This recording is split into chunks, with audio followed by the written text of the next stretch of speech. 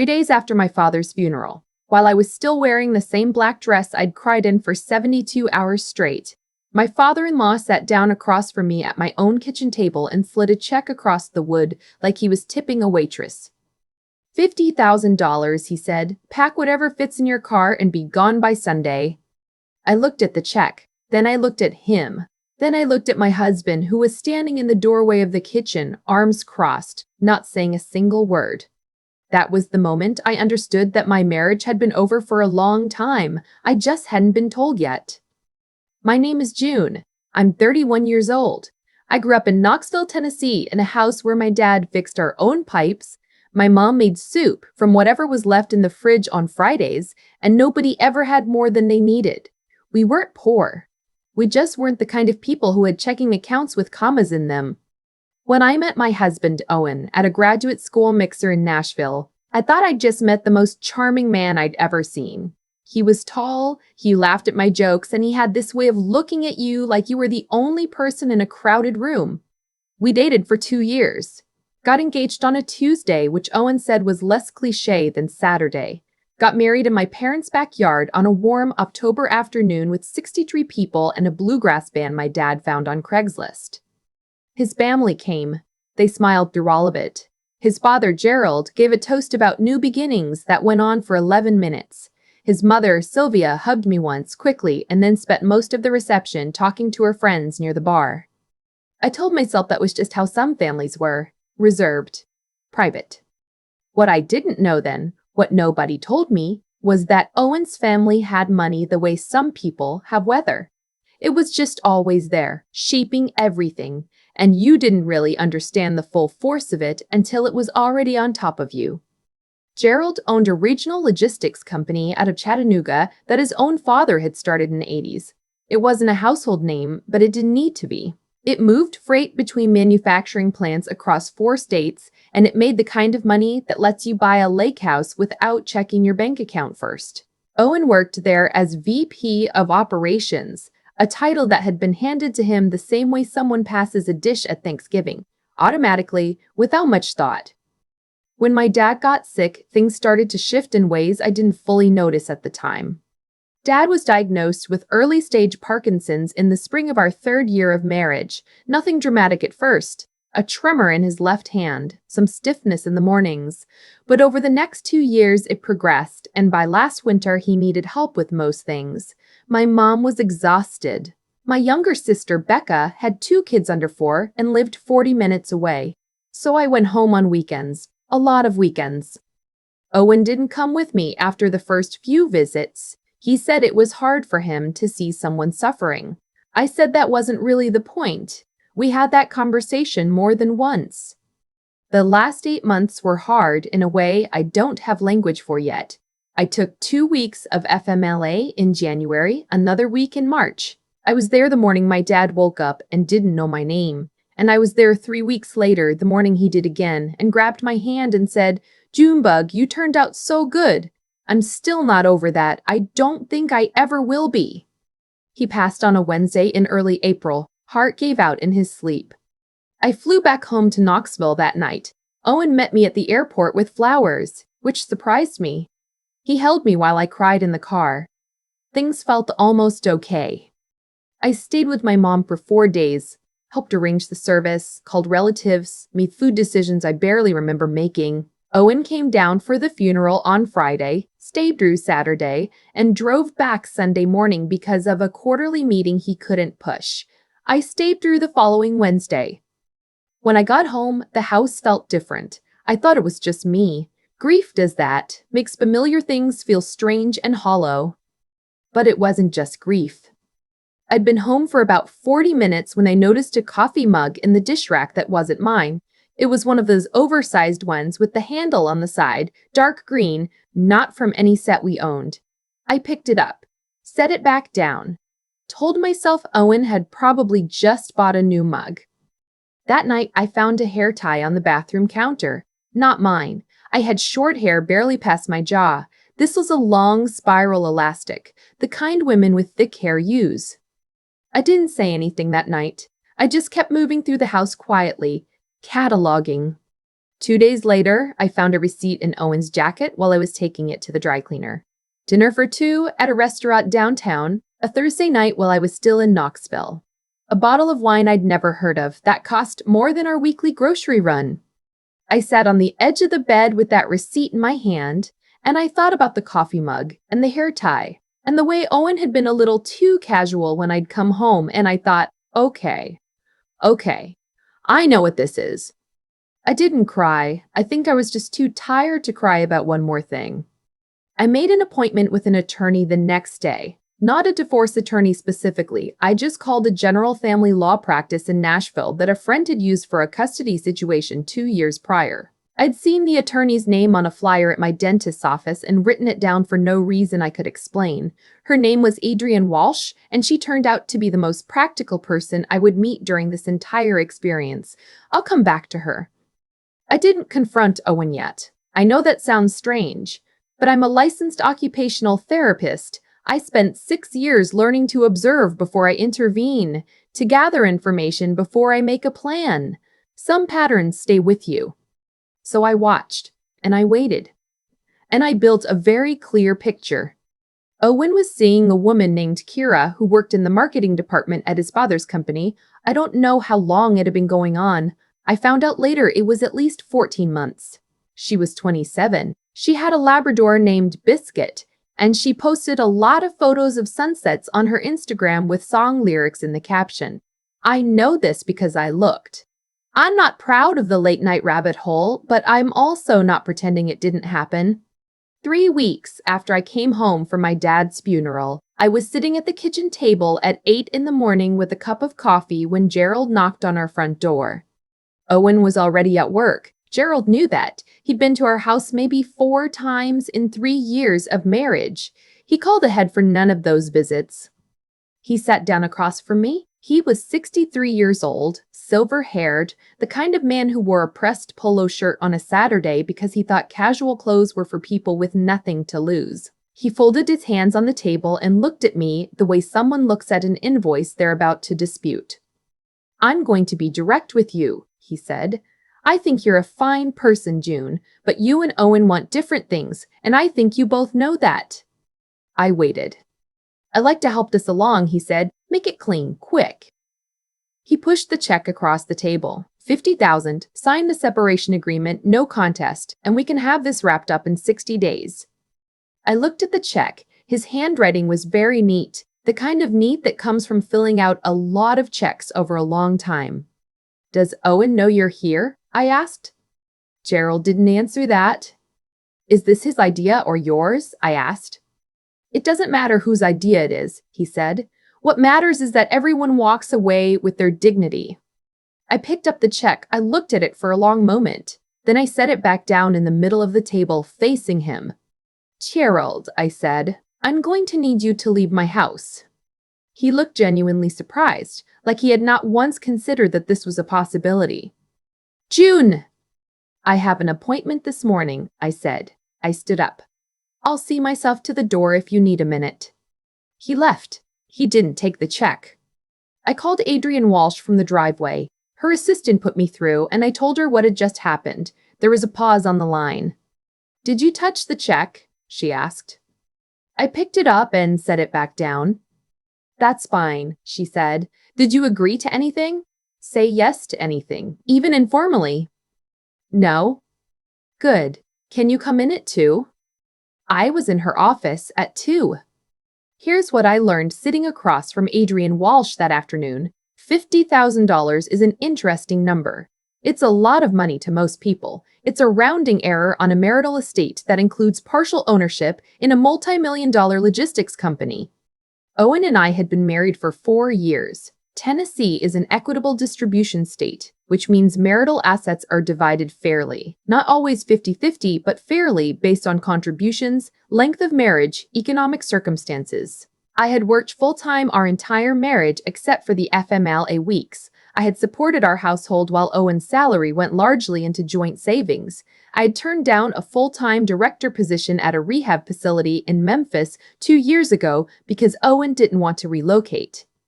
That relocation decision matters, Adrienne said. She made a note. His father just offered me $50,000 to go away quietly, I said. And Owen's salary at the company? I think around 210, but I'm not sure. The bonuses vary. Do you have access to joint accounts? Yes. Good. Don't move anything yet, but photograph every statement you can access tonight. I photographed statements that night. I also found in a filing cabinet in Owen's home office, where he kept car records and appliance warranties, a folder labeled MISC that contained a shareholder summary document from Gerald's company. Owen held 7% equity in the business as part of his compensation structure, granted over 5 years of employment. At a conservative valuation, that 7% was worth somewhere between $900,000 and $1.2 million depending on the year. I sent photos of everything to Adrian at 11:47 p.m. She replied at 11:52, "Good, this is very helpful. Don't discuss with Owen yet." I wasn't planning to. Owen came home the following Tuesday and sat down on the couch and said that we needed to talk. I let him lead. He said that he'd been doing a lot of thinking, that he felt like we'd grown apart, that he thought we both deserved to be with people who made us genuinely happy. He was calm, almost rehearsed. He used the phrase "care deeply about you" twice. He did not mention Kira. He did not mention his father's visit. When he was done, I said, "Okay." He looked slightly thrown off. "Okay?" "I heard you," I said. "I'll be in touch through my attorney." "You have an attorney?" "I do." He opened his mouth and closed it again. "Her name is Adrienne Walsh," I said. "Her office will reach out to yours this week." I got up and went to bed. I lay in the dark listening to him sit very still on the other side of the wall for a long time. What followed was 7 months that I don't fully want to relive but feel like I need to tell you about, because the middle part of a story like this is where most people assume the woman just gets ground down until she accepts whatever she's offered and walks away smaller than she started. That is not what happened. Gerald's attorney sent a proposed settlement 3 weeks after Adrian filed. It offered me a lump sum of $75,000. They'd gone up from $50,000, and a waiver of any claim to Owen's company equity on the grounds that it was a premarital compensation structure. There was also language in the agreement that would prevent me from discussing the terms publicly. Adrienne called me when she read it. "The equity waiver is the centerpiece," she said. "That's what they're protecting." Can they do that? Call it premarital? They can try, but the vesting schedule ran entirely through your marriage. The last 3 grants happened after your wedding. That's marital property under Tennessee law, and they know it. So what do we do? "We do discovery," she said, "and we let them spend money being nervous." Gerald hired a second attorney, a harder one, a man named something with multiple consonants who apparently did a lot of business litigation.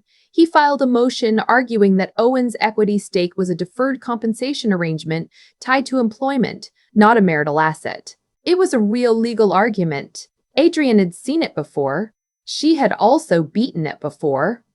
During discovery, something useful happened. Owen's company had recently been through an informal valuation in connection with a potential acquisition that had not moved forward. The valuation documents were part of the business records Adrienne subpoenaed. The number in those documents was considerably higher than the conservative estimate I had found in the filing cabinet. Owen's 7% was worth closer to $1.8 million. The other thing that came out during discovery was that Gerald had gifted both of his children, Owen and Owen's older sister, a woman named Harriet who had left the company years ago and moved to Portland, shares in the business on the same date, 3 weeks after our wedding. It had been documented as a gift, but the timing of the transfer, the amount, and the way it had been structured told a story that Adrienne found very interesting. It suggested the gift had been made in response to the marriage.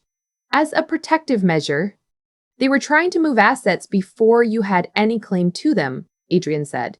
The problem is they did it too slowly. 3 weeks isn't far enough before a marriage to be premarital, and it's just far enough after a wedding to look intentional. I want to be very clear about something here. I did not go into this wanting to take everything. I went into this wanting to be treated like a person who had contributed to a life and a household for 4 years, who had given up real opportunities, who had sat at her father-in-law's kitchen table across from a check worth less than a year's salary and been told, quietly, that her entire marriage was worth $50,000. That was what I wanted addressed. Owen's sister Harriet called me in October. I hadn't spoken to her since the wedding. She tracked down my cell number through a mutual connection. I still don't know how. And she left a voicemail that said, "June, this is Harriet. I'm not calling to pressure you. I'm calling because I think you should know some things. Please call me back." I called Adrian first. Adrian said to call her back. Be friendly, don't volunteer anything, and record the call if I was in a one-party consent state. Tennessee is. I called Harriet. She talked for a long time. She told me she had left the company 8 years ago because her father had always treated Owen differently, given him more, excused more, structured the business around him in ways that she was just supposed to accept because she was the older one and had her own life. She told me that when she heard Gerald had gone to my house with a check the week of my father's funeral, she had been sick about it. "He did that to me once," she said, "with someone I was dating. Just showed up with money like that solves things, like everything is a transaction." I didn't say anything. "I'm not going to testify or anything," she said. "I want to be honest with you about that. My relationship with my father is complicated and I have kids and I can't. But I wanted you to know that I know what he does. And I'm sorry it happened to you." I thanked her. I meant it. I thought about her a lot over the next few months, about how a family can produce one person who knows exactly what they're doing is wrong and still can't fully stand against it, and another person who genuinely doesn't see the problem. I thought about which one was more honest, in a way. The settlement negotiation took 4 more months after that call. There were 3 mediation sessions. At the first one, Gerald's attorney argued for $80,000 and a claim break. At the second, after Adrian presented the valuation documents and the timing of the share transfer, they came up to $310,000. At the third, after Adrian filed a motion to compel additional financial disclosures and Gerald's attorney realized this was going to get expensive in public, they offered $485,000, a structured settlement paid over 18 months, plus my full share of our joint savings, which had about $67,000 in it, and reimbursement of my legal fees. Adrian looked at me across the mediation table. "It's your call," she said. I thought about my dad fixing pipes on a Saturday, about my mom stretching a grocery run, about turning down Memphis because Owen asked me to, about the green coffee mug in the dish rack. "Yes," I said. We signed in December. I was home in Knoxville for Christmas for the first time in 4 years, sleeping in my childhood bedroom, eating my mom's soup, watching my nieces tear into presents like they were racing the clock. My sister Becca sat with me on the back porch on Christmas Eve. It was cold enough to see our breath, and we had blankets from inside and mugs of something warm, and she said, "Are you okay? Like, actually okay?" I thought about it. "I think I'm gonna be," I said. I think that's the most honest answer. She put her head on my shoulder the way she used to when we were little. We sat there for a while, not saying anything else. "I want to tell you something about the months after the settlement because I think this is the part that actually matters." I found a sublet in East Nashville in January, a small place on a quiet street with a yellow door that the previous tenant had painted, and the landlord decided to keep. I set up my furniture slowly, over weekends, buying things at estate sales and a Goodwill on Gallatin Pike. I started running in the mornings, nothing serious, just enough to feel like I was using my body for something other than grief. I went back to work at the rehab clinic where I'd been part-time for the last year. My supervisor, a woman named Dr. Kim, offered me full-time hours in February, and I said yes. I started seeing a therapist on Thursday afternoons. I stopped apologizing for things that weren't my fault, which sounds small and isn't. I'm still in touch with Harriet, actually. We text sometimes. Nothing heavy. She'll send me a photo of something funny her kid did. I'll send back a recommendation for a show I'm watching. It's a strange kind of friendship built on a strange foundation, but it's real.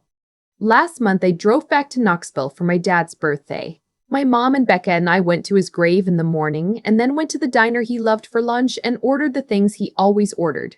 Eggs over medium, sourdough. The hash browns, he said, were the best in Tennessee. And we talked about him for 3 hours. We laughed a lot. We cried a little. It was the right kind of sad, if there is such a thing. On the drive back to Nashville, I thought about that Tuesday morning with the check on the kitchen table. I thought about how Gerald had looked when I told him to leave. That genuine surprise, that confusion, like he'd walked into a room and found the furniture rearranged, like the word no had arrived in a language he'd never expected to hear. I don't think about Owen much. That probably sounds colder than it is. It's not that I'm not still working through things. I am, every Thursday afternoon and some mornings in between. It's that I understand now that what I had with Owen was real in the way that things built on uneven ground are real. There's something there, but it can't hold what you want to put on it. At some point, you stop trying to make it level, and you just find somewhere else to build. My dad used to say, the people who love you make room for you. He meant physical space. He was always the one who'd move over on the couch, scoot his chair, open a door. But I think he meant the other kind too. I'm learning to notice which rooms I have to make myself small to fit into. I'm learning to stop walking into them. That's the part they don't show you in the beginning. Not the check, not the attorneys, not the settlement number. The part that matters is what you do with the space after. What you decide you're worth when nobody's there to tell you. What you build when you finally get to start over on ground that's yours. I'm still figuring that part out. But for the first time in a long time, I'm not figuring it out alone. I keep coming back to the moment Gerald sat across from me at my own kitchen table, my dad barely 3 days in the ground, and decided that $50,000 was a fair price for 4 years of my life. He wasn't a cruel man in the way that villains are cruel in movies. He didn't yell. He didn't threaten. He was perfectly calm, perfectly pressed, perfectly certain that the world worked the way he believed it worked, that everyone has a number, that money applied cleanly enough dissolves most problems, and that a woman like me, a woman from Knoxville whose dad fixed his own pipes, would be grateful for the offer.